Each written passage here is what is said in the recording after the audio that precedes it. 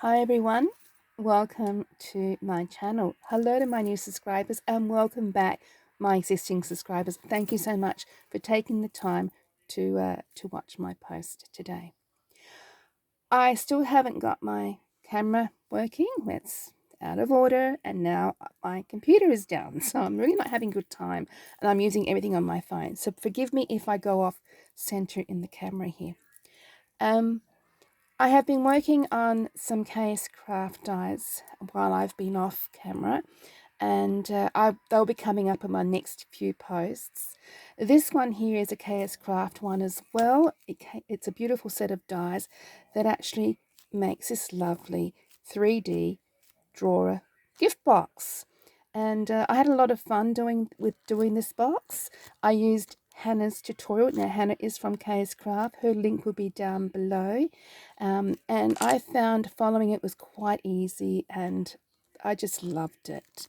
As you see in front of you, it's sort of like a shabby chic style. For those of you who don't know, many years ago I used to have another channel, and that was a lot of shabby chic things on those channels. And I since have stopped shabby chic and went into paper crafting. I'm sort of kind of like wanting to get back into it sort of thing. I'm kind of miss it. So, but I still love my paper crafting regardless. But today I'm here to show you a little thing that I've done here. I've used some paper that I bought off of Etsy a long time ago. See, everything that I have on here is everything that I have in my stash that I haven't used for many years. And this is a great occasion for me to do this box, to bring out what I've got in my stash and utilize it. So what I've done here, I've used the paper line, like I said, from Etsy. This lovely frame that I have here in the background, I've placed some diamantes on that just to add a little bit of sparkle and texture. This frame here came from a set of frames that is available on AliExpress. I don't know if this particular color of the frame is available, but I know there are many other frames available. I will place the link down below. I used flowers. They are a set of die cut flowers from KSCraft. It's a very old set of die cut flowers that I have in my stash. I don't know what the set was called. I couldn't tell you. I really couldn't tell you what a lot of these things were called. But this here, I put the rose on the top and I've backed it up with some foam to give it some dimension. Same with the top one up here. Also with the bear, this lovely sweet little thing of a bear. She's holding a lovely rose. I've added a little bit of stickle in the rose there. It's not very much, just a little bit of stickle to give a bit of a pizzazz look. I also added a lovely ribbon too and a bow. This bear here, I believe it's from Shelby Art Boutique. I'm not sure what collection it is because I've had it for such a long time. But I believe you may still be able to get that particular collection. But again, I'm sorry, I cannot name the collection because I don't remember it. This here is also a strip of printed cutout from KSCraft a long time ago. On the spine, again, it's the printout from the Etsy store that is the same paper line as you see here. On the spine, again, some strips, 2 strips down here for the spine as well. I've used, as you see, there's some scratching silver all around the edge here. That was done with a hot foil pen. I wanted to give it some sort of tatty look, so it's not, doesn't look like it's pristine. It looks kind of like a really old tatty kind of look for shabby chic. And I did the same thing with the spine. I layered 2 pieces of cardstock. I used the peach coloured cardstock and the printed cardstock, a strip on top of each other, a bit smaller, and a very fine strip of the hot foil pen as well on top of that. I also added some lace just to give it that kind of sweet, delicate look as well. On the spine, as you see here, I added some seam binding. Now this was straight seam binding on a roll that I purchased from my local Spotlight store a long time ago.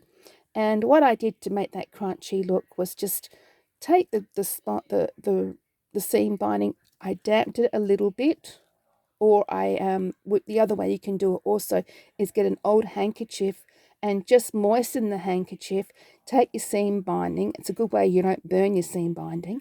And you scrunch it up and pass a nice hot iron on top of your wet hanky, on top of the scrunched up seam binding, and you'll get that lovely kind of pressed look in the seam binding.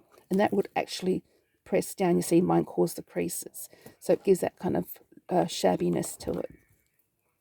I also added on a piece of ribbon dangling attached to the seam binding here on the spine, a lovely little flower dangle with a bead, and they're available on AliExpress, and link will also be down below if anyone's interested.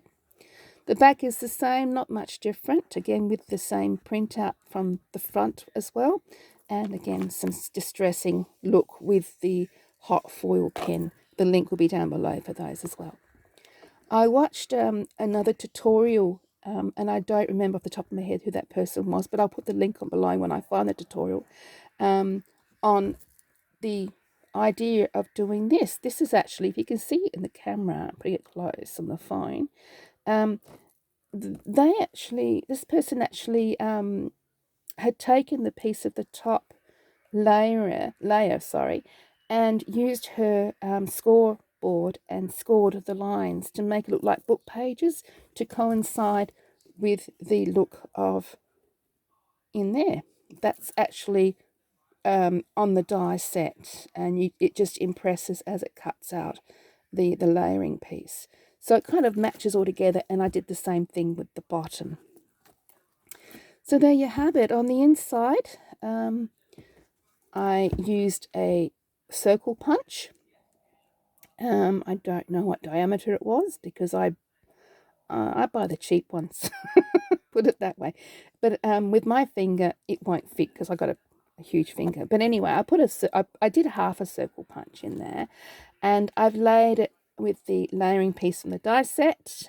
And underneath that layering piece, I used Tyvek because my thoughts are, with constant use of pulling out that box like this, it's going to keep wearing that area away and become very warped, and it eventually will rip, so you won't get a lot of easy use out of it. So with the Tyvek, it will strengthen that part, so it will still wear down, but it won't rip anyway soon or easier.